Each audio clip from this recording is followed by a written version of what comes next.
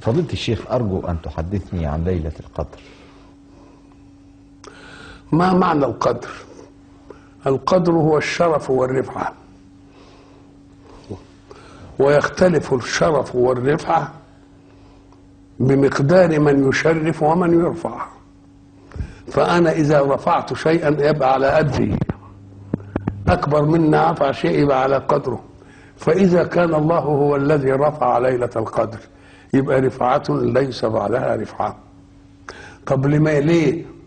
أم قال لك لأن الله خلق الخلق وخلق لهم دنيا لها ميعاد محدود تسلم إلى آخرة لا حدود لها، وفيها جزاء على الطائع بكذا وللعاصي بكذا. فإذا أنت أخذت كل مقومات حياتك من نعيم وترف يبقى بلغت من القدر قدرا مقطوعا بالقيامة. ويريد الله قدرا غير مقطوع، لا مقطوع ولا ممنوع، لا فيه موت ولا النعيم يفنى. أدي يبقى القدر العالي بقى.